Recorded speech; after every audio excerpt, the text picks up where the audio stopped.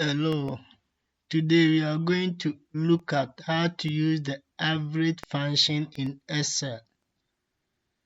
Supposing you want to find the average of these three numbers. First, you select any cell that you want.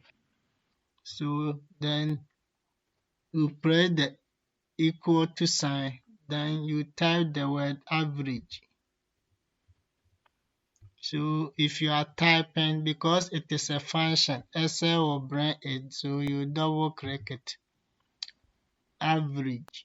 Then you select the first number, then you press the comma, you click on the second number, you bring your comma, then you click on the third number. After that, then you close the bracket. So the formula is equal to average, bracket open, the numbers that you want to find. So you click on the first number. The number will not appear. The cell reference will come. So 23 is in column E, row 6.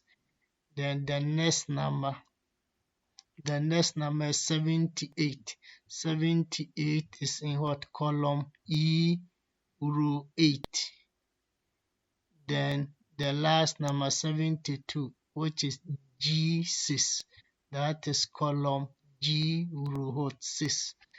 After that, then you press your enter key.